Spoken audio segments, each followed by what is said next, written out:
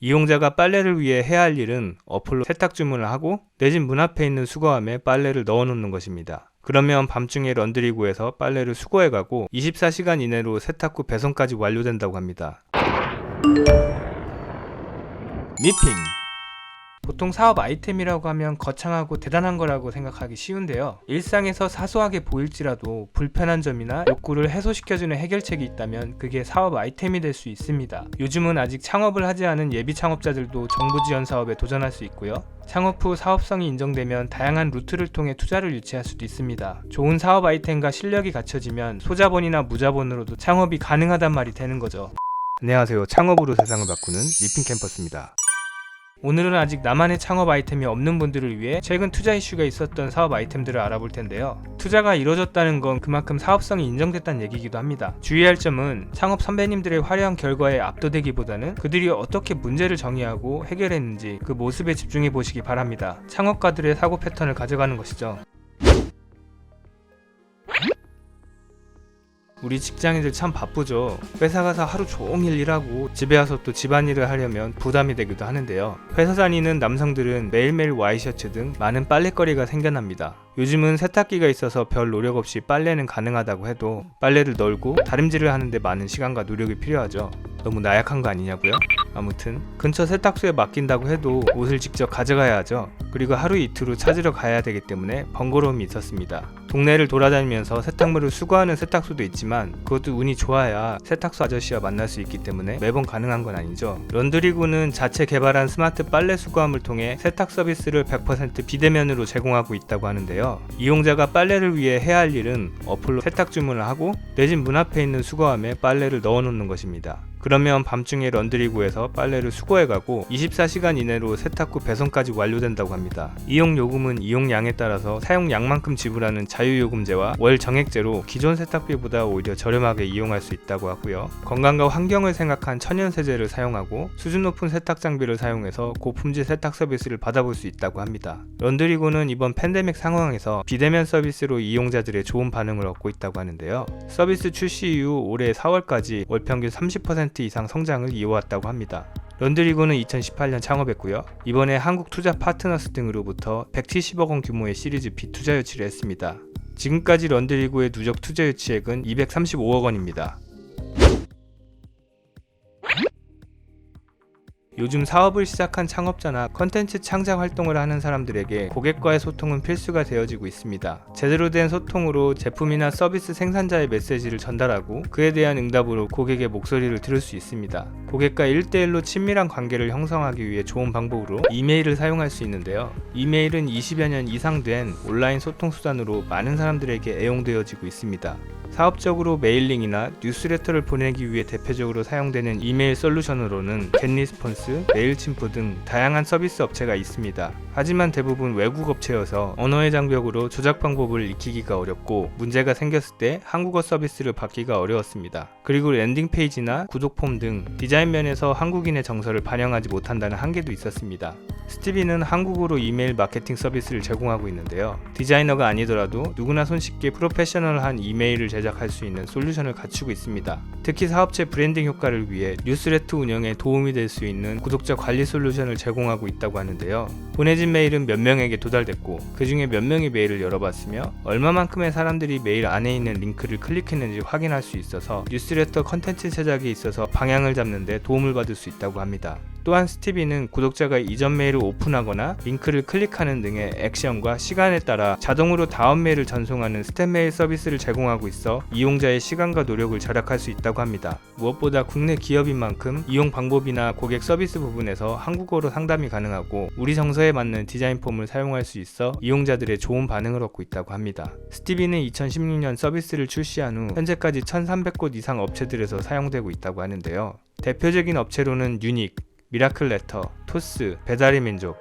중앙일보, 민음사, 세이브 더 칠드런 등이 있습니다. 스티비는 구독자 중심 뉴스레터를 발송하는 기업과 단체에서 주로 활용하고 있다고 하는데요. 다양한 영역에서 구독형 이메일 뉴스레터의 활용도가 높아지면서 개인 창작자와 전문가의 이용 비중이 증가하는 추세라고 합니다. 스티비는 2016년 창업했고요. 이번에 옐로우독 등으로부터 비공개로 시드 투자를 유치했습니다. 요즘은 인터넷 쇼핑이 발달해서 필요한 물건이 있으면 스마트폰으로 간단하게 주문해서 배송받아 볼 수 있습니다. 전자제품에서 생필품과 식료품까지 그 범위가 다양해지고 있는데요. 소비자들의 욕구도 덩달아 확장되고 있습니다. 예를 들면 길거리에서 같은 신발이나 같은 옷을 입고 다니는 사람과 마주칠 때 민망함을 느껴본 경험이 대부분 있다고 하는데요. 이제는 남들과 똑같은 제품보다 독특하거나 건강에 좋고 남들과 구별될 수 있는 제품과 서비스에 대한 관심이 높아지고 있습니다. 하지만 대기업 제품 중심의 기존 인터넷 쇼핑 플랫폼에서는 이 같은 새로운 욕구를 만족시켜주는 데 한계가 있었습니다. 아이디어스는 수궁의 작가님들의 작품을 살 수 있는 온라인 장터인데요. 독특한 아이템으로 사업을 하는 사장님부터 취미로 정말 작은 양의 제품을 만드는 작가들까지 다양한 생산자들이 모여 이름처럼 다양성을 체험해 볼 수 있습니다. 아이디어스의 독특한 제품들은 희소가치만큼 그 특별함을 더하고 있는데요. 연인 사이에 선물을 하거나 건강을 생각하는 수제 음식, 개성 있는 패션 아이템, 분위기 있는 인테리어 소품 등 용도와 취향별로 특별한 선택이 가능해졌습니다. 뿐만 아니라 아이디어스는 핸드메이드 작품을 직접 만들어 보고 싶어 하는 사람들을 위해 자체 강의 서비스도 제공하고 있는데요. 강의는 온라인으로 제공되고요. 수궁에나 음식을 만들 때 필요한 재료는 택배로 배송해주는 방식으로 진행됩니다. 이로써 집에서도 원하는 강의를 편하게 배울 수 있게 됐습니다. 아이디어스는 2014년 서비스를 시작한 이후 꾸준한 성장을 이어오고 있는데요. 지난 4월 거래액은 173억 원을 기록했고 월간 이용자 수 400만 명을 넘었다고 합니다. 아이디어스는 2012년 창업했고요. 이번에 알토스 벤처스 등으로부터 300억 원 규모의 시리즈 D 투자 유치를 했습니다. 아이디어스의 지금까지 누적 투자 유치액은 460억 원입니다. 부동산은 우리나라에서 주거의 형태이면서 대표적인 투자의 대상이 되기도 하는데요. 산업화 이후 빠른 경제 성장과 인구의 급격한 증가로 부동산에 대한 수요가 급증했습니다. 최근 저출산율로 인해서 인구 증가 추이가 정체되고 지역별로 인구가 줄어드는 곳들도 생겨나고 있습니다. 하지만 아직까지는 1인 가구의 증가로 인해 인구가 줄어드는 속도보다 세대수 증가 속도가 더 빨라서 부동산의 수요도 꾸준하게 이어지고 있다고 하는데요. 누구나 부동산을 통해서 주거도 해결하고 돈도 벌 수 있다면 좋겠다고 생각하겠죠. 하지만 부동산은 수억 원이 넘는 고가인 경우가 많고 변수가 많아서 정보가 부족한 일반인은 수익성을 예측하기 어려운 면이 있었습니다. 데이터노우즈는 부동산 빅데이터와 AI 기술로 부동산의 현재 가치와 미래 가치를 평가해주는 솔루션을 제공하고 있는데요. 데이터노우즈의 리치고 서비스는 부동산 가치에 영향을 줄 수 있는 물가, 인구수, 세대수, 소득, 대출 등 빅데이터를 기반으로 시장과 개별 아파트 단지의 본질적인 가치를 판단할 수 있도록 돕는 서비스입니다. 이에 따라 이용자는 남의 말에 의존하거나 시장 분위기에 휩쓸리기보다는 데이터 기반으로 보다 과학적이고 합리적인 판단을 내릴 수 있게 됐다고 하는데요. 데이터노우즈는 데이터는 답을 안다는 뜻으로 지난 3년간 다양한 부동산 데이터들을 연구해 지난 11월 부동산 리치고 서비스를 시작했고요. 올해 하반기에는 리치고 모바일 서비스도 오픈할 예정이라고 합니다. 데이터노우즈는 2019년 창업했고요. 이번에 우미건설 등으로부터 10억 원 규모의 시리즈 A 투자 유치를 했습니다. 데이터노우즈의 지금까지 누적 투자 유치액은 11억 원입니다. 우리나라에서 장애를 가진 사람들이 직업을 갖기에는 참 어려움이 많다고 하는데요. 2017년 기준으로 장애인들의 취업률은 40%대였고 그중 청각장애인의 취업률은 37%에 머물렀습니다. 장애인들이 종사하는 업무 유형으로는 약 70%가 단순 노무직으로 나타났고 이들의 월 수입은 100만 원을 넘지 못하는 경우가 많다고 밝혀졌는데요.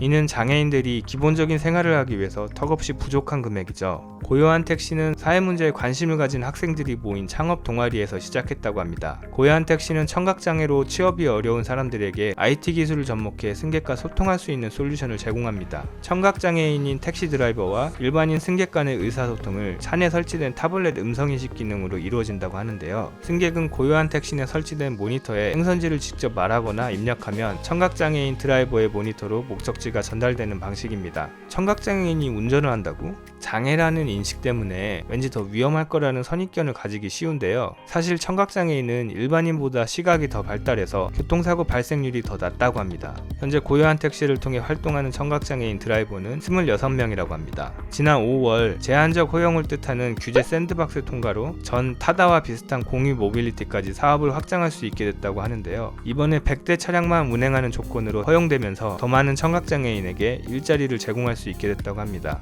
고요한 택시는 2018년 창업했고요. 이번에 와디즈 플랫폼으로부터 비공개로 시드 투자를 유치했습니다. 네, 오늘은 여기까지 하겠고요. 오늘 보신 사업 아이템이 창업 아이디어를 떠올리는데 좋은 생각의 재료가 되어지기를 바라겠고요. 소자본이나 요즘 뜨는 사업 아이템 외에도 다양한 창업 정보가 궁금하신 분은 지금 미핑 캠퍼스에서 만나보세요. 감사합니다.